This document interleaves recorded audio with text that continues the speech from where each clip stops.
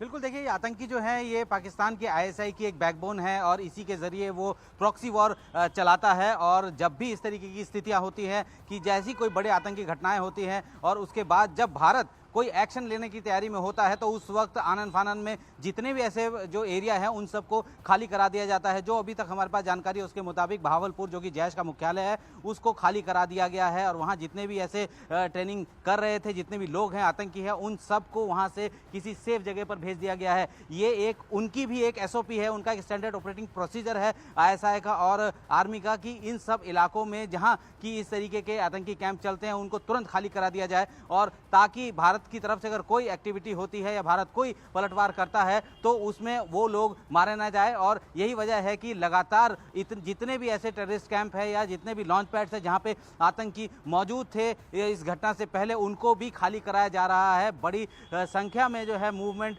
वहां से पीछे डेप्थ एरिया की तरफ देखी गई है। तो ये इस वक्त खौफ में है और इस वक्त पाकिस्तान को भी ये लग रहा है कि जो इनके एक बैकबोन है, जो एसेट है आतंकी, जिसको कि भारतीय सेना पहले भी 2 बार अलग अलग सर्जिकल स्ट्राइक में ढेर कर चुकी है, इस बार फिर कोई ऐसा एक्शन लेकर उनको जो है ना मार गिराया जाए। इसीलिए सारे के सारे ऐसे कैंप हैं और लॉन्च पैड्स हैं उनको धीरे धीरे खाली कराया जा रहा है। और खबर ये भी है कि पाकिस्तान की फौज ने काफ़ी बड़ी मूवमेंट भी की है उस तरफ पीओके की तरफ, तो उसको पता है। और यही वजह है कि शबीन आपने देखा होगा कि किस तरीके से रात को जो वहाँ पे एलओसी पर फायरिंग हुई, पाकिस्तान की तरफ से लगातार फायरिंग की जा रही थी, भारत ने उसका माकूल जवाब दिया। उसके पीछे ही वजह यह है कि पाकिस्तान की फौज पूरी तरीके से दिन रात जो है इस वक्त जी संदीप, क्योंकि आपने जिक्र यहाँ पर किया कि पीओके में जो हलचल यहाँ पर हमने देखी थी आधी रात को, ठीक आधी रात को लाहौर में भी जिस तरह से पाकिस्तानी वायुसेना का C-130 जो है विमान जो है वो लश्कर के आतंकियों की मदद करता नजर आया है। यह भी पाकिस्तान की सिर्फ पोल नहीं खोलता है,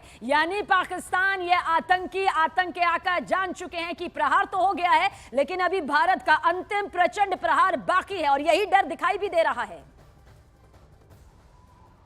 बिल्कुल देखिए, भारत ने जो है तीन तरह से जो है अपनी तैयारी को दिखाना शुरू किया है। अगर हम लोग नेवी की बात करें तो लगातार नौसेना के जंगी जहाज इस वक्त अरब सागर में मौजूद है। एयरक्राफ्ट कैरियर INS विक्रांत अपने पूरे कैरियर बैटल ग्रुप के साथ वहां मूव कर रहा है। भारतीय वायुसेना लगातार रात भर LOC के पास पीओके के सिर्फ इधर जो है अपनी तरफ जो है उन्होंने उड़ान भरी है। नॉर्मल जो है उड़ानें होती हैं, रात को ट्रेनिंग उड़ानें भी होती है, लेकिन जो रात भर उड़ानें हुई हैं, फाइटर जिन्होंने उड़ान भरी है वो पहले से अलग है। और उसके बाद जब भारतीय सेना पूरी तरीके से इस वक्त एक्टिव है LOC पर और रेड अलर्ट है, और रेड अलर्ट का मतलब ये होता है कि पहले जितनी अलर्टनेस है उससे ज़्यादा बढ़ाई गई है। रिजर्व में जितनी भी फोर्सेस होती हैं उनको कहा जाता है कि ज़रूरत पड़ने पर उनका इस्तेमाल किया जाएगा। तो अब ये तो साफ हो रहा है कि कोई बड़े एक्शन की तैयारी है, लेकिन क्या एक्शन होगा, किस जगह से एक्शन होगा, ये अभी ना तो सिर्फ जो है सरकार जानती है और सेना जानती है। इसलिए अभी फिलहाल की स्थिति को देखते हुए ही पाकिस्तान के होश फाख्ता है। इसीलिए उसने अपने जितने भी टेररिस्ट ऐसे हैं जो कि